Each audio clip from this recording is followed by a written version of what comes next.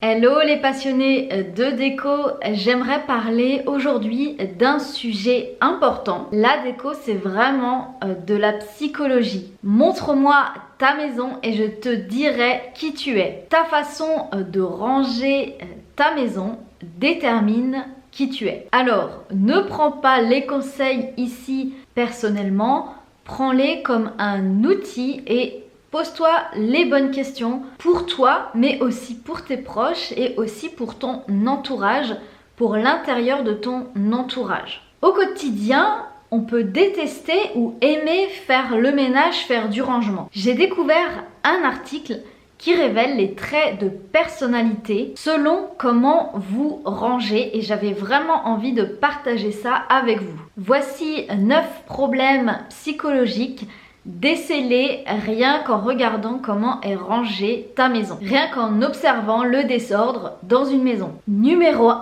et on commence par le plus violent je dirais, c'est le côté maniaque. Les personnes qui rangent et qui nettoient sans arrêt, sans arrêt, sans arrêt. Le ménage peut vraiment être une source de plaisir, mais quand ça en devient trop, il faut se poser des questions. Quand on a tendance à voir un côté maniaque, c'est une forme d'avoir envie de tout contrôler. Les personnes ont vraiment besoin d'ordre dans leur vie. Ça peut également représenter la peur des germes, des bactéries, mais aussi, et c'est d'actualité, des virus.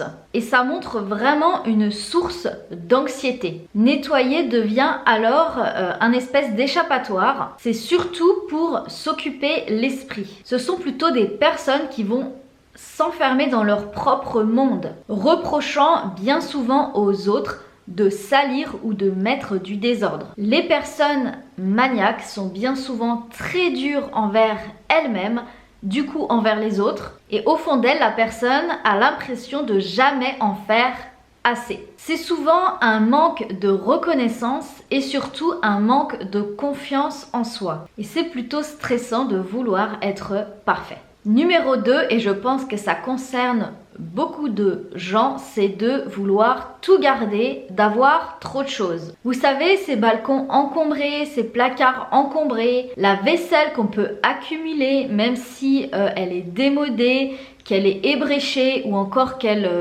ne fonctionne pas du tout en harmonie ensemble. Accumuler trop de choses est le signe que la personne a du mal à se séparer des choses. Bien souvent, la personne est attachée à ses affaires, c'est son cocon, son refuge, ces objets, c'est ce qui rassure la personne. Et bien souvent, c'est qu'on est rattaché au passé. C'est souvent qu'on a peur du changement, qu'on ne veut pas de changement. Et bien souvent, ce sont des personnes qui ont du mal à changer d'habitude. Numéro 3, pareil, ça concerne pas mal de personnes, c'est d'avoir un bureau encombré. Alors là, il y a 2 cas de figure. En tout cas, le bureau est vraiment un endroit intéressant dans la maison à analyser, d'un point de vue psychologique, bien sûr. Parfois, les espaces bureaux sont parfaitement rangés, classés, mais parfois c'est vraiment un fourre-tout qui prend la poussière. Souvent, quand on a un bureau encombré, cela montre un manque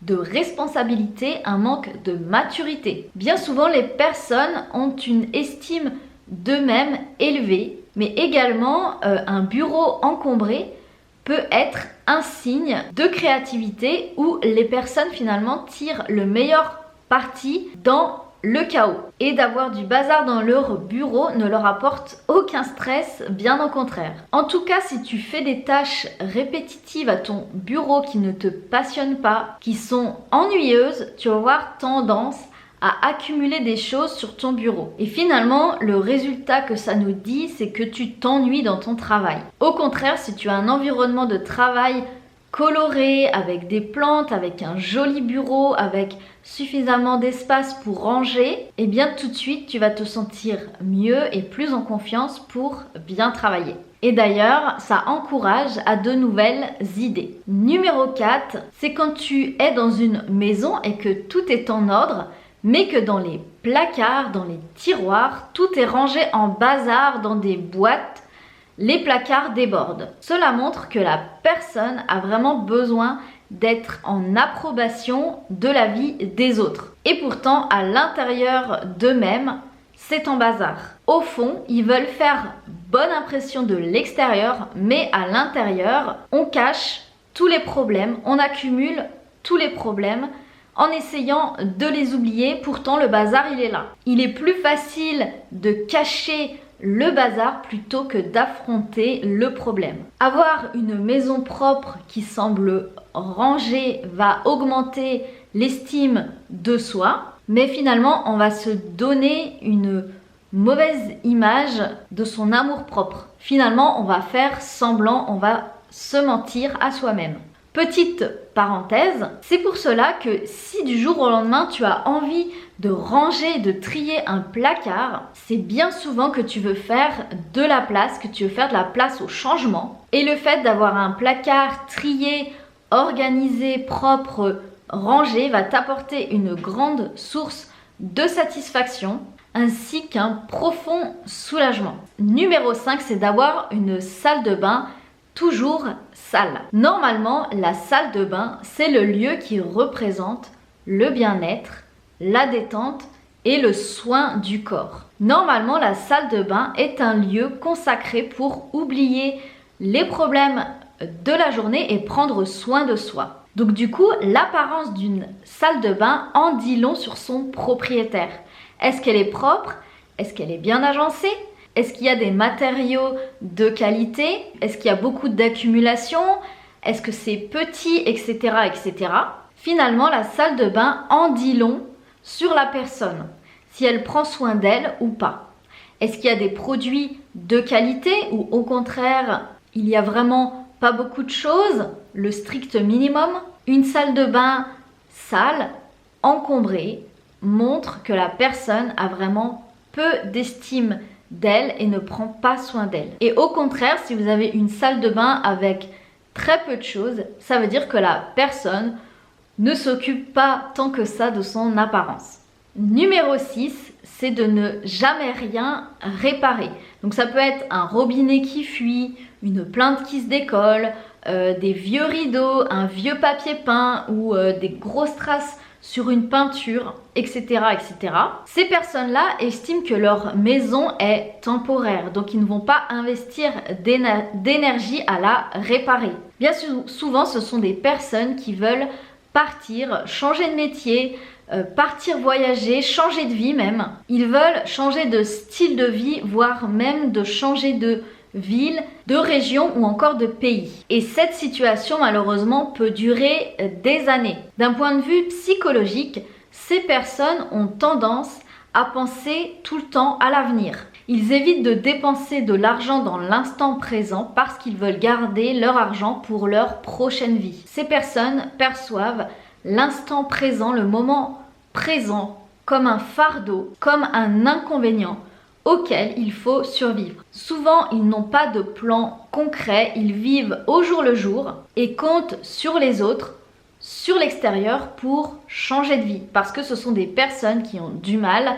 justement à prendre de nouvelles habitudes et à amorcer d'eux-mêmes le changement. Numéro 7, ce sont les espaces presque inhabités. Il y a le strict minimum. Bien souvent, ces espaces sont froids, sans personnalité, très fades. Il y a une table, une chaise, un lit et c'est bon. C'est vraiment le strict minimum. C'est un petit peu comme vivre comme étudiant. Ce sont bien souvent des gens qui voyagent beaucoup, qui n'ont pas d'attache à un lieu précis et ils passent très peu de temps dans leur appartement ou dans leur maison. Le fait de peu s'investir dans un endroit peut paraître un signe d'immaturité, de ne pas prendre les choses en main, de ne pas prendre leur confort en main et au fond d'eux, ils espèrent trouver quelqu'un pour les aider justement à s'installer quelque part et à se sentir bien là où ils sont. Numéro 8, le linge, les poubelles, la vaisselle, tout déborde. Ces personnes-là peuvent garder tout ça en accumulation sans que ça les inquiète. Ça peut durer des semaines. Ces personnes-là peuvent laisser tout en plan comme ça pendant des jours jusqu'à se rendre compte qu'elles n'ont plus de vaisselle propre ou qu'elles n'ont plus de vêtements propres. Ce sont souvent des personnes qui remettent à plus tard les choses, qui procrastinent. Elles remettent toujours tout au lendemain au lieu de faire une petite tâche par jour. Ces personnes-là ont un manque de priorité, ont souvent la flemme. Ce sont des personnes qui ont du mal à instaurer des habitudes saines pour elles-mêmes. Et bien souvent, malheureusement, elles ont une faible estime d'eux-mêmes. Et enfin, numéro 9, c'est de laisser traîner de la nourriture dans la cuisine. Par exemple, de ne pas jeter les choses périmées, de laisser les miettes, de laisser des fonds de tasse de thé ou de café, finalement de laisser des restes de nourriture traîner. Une cuisine, c'est là où on nourrit notre corps, on en a besoin, c'est vraiment le symbole de notre santé physique et aussi mentale, parce que ce qu'on va manger va forcément influer sur nos émotions, sur notre état d'esprit.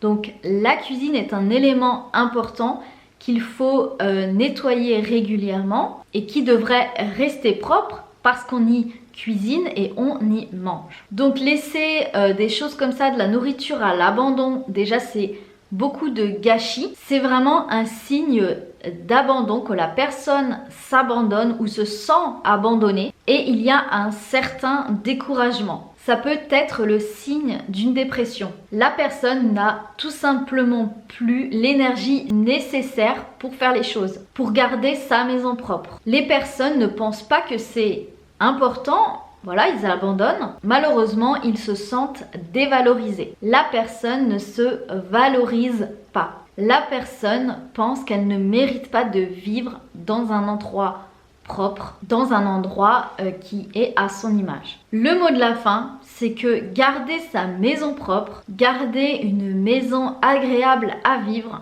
avoir une maison saine, améliore l'humeur et aide à combattre la dépression. Mettez-moi un petit pouce vers le haut si vous avez appris des choses, si cette vidéo vous a plu. Vous avez vu, avant tout, la décoration intérieure, c'est une question de psychologie. Il n'y a plus qu'à, excellente déco à toi!